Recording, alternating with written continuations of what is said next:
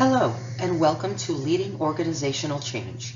In this session, we'll be discussing preparing an organization for change, developing managers into change leaders, some essential change leadership skills, the duality of change leadership versus change control, and the importance of identifying and tapping into a company's informal organization to assist in the change management process.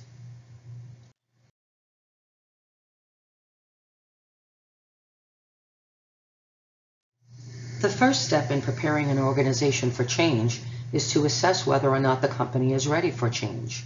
For a complex adaptive system to be amenable to change, it must have certain characteristics. The first is variety. Variability in experience, background, and opinions all make fertile ground for change. The next is reactivity, which is the sensitivity to change. At a societal level, reactivity is observed during elections and times of environmental and economic stress. The ground is already shifting organically, so is ripe for more sweeping changes. The last is the capacity for self-organized emergence. When employees are comfortable coming together and working out their problems, change is already part of the natural landscape. There are three critical areas to leadership development. The first is ability. Designated change leaders are often in supervisory or executive positions by proxy. However, there is a vast spectrum of experience, knowledge, and determination within any management group, and all are not automatically ready to be change leaders. Personality is the second critical area. Change leaders need to be able to rally teams around them and get them to embrace the future state. Not everyone has the personality traits for that. Intelligence is the last area. All leaders must possess a certain amount of intellectual intelligence, but to be change leaders, they must also have a certain amount of spiritual and emotional intelligence. Work-life balance and the ability to recharge and reset when necessary are key for being able to dream the future and plan how to get there. According to Ken Blanchard in Mastering the Art of Change, there are three critical skills of effective change leaders.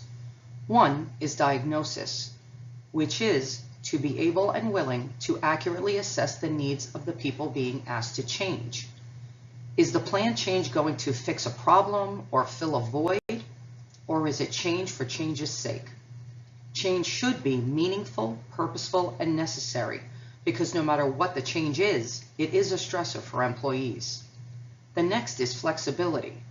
You have to be ready to change communication styles, adjust timelines, and prepare to adjust based on constant evaluation. The last is partnering for performance, which is the ability to truly treat the change recipients as partners on the journey. If management is typically about maintaining the status quo, then leadership, in contrast, is all about motivation, direction, and delivering change. Change leadership is active and transformative. The focus is on getting the change recipients invested and accepting of the change, building trust in leadership, having the right people skills, and a lot of communication before, during, and after the change project. Change control tactics and practices have less variability. The ultimate goal here is to minimize the risk, create and manage the action plan, implement the process, be financially accountable, and monitor post-project to ensure sustainability. Change control is concrete and literal. Change leadership is energetic and dynamic. So the combination of the two is necessary for any successful change initiative.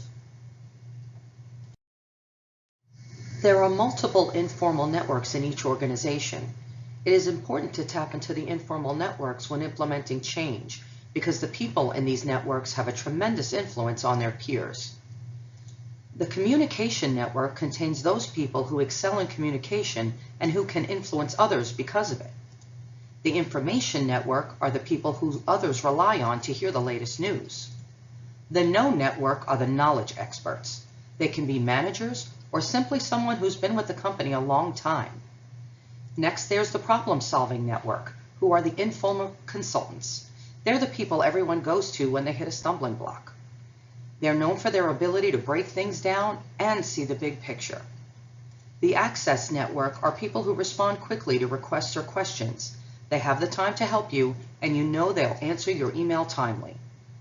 The pilus prior is the person who is central to the know, access, and problem-solving networks, so holds a very powerful position in the informal organization. Ultimately, there are a lot of factors involved in orchestrating change successfully.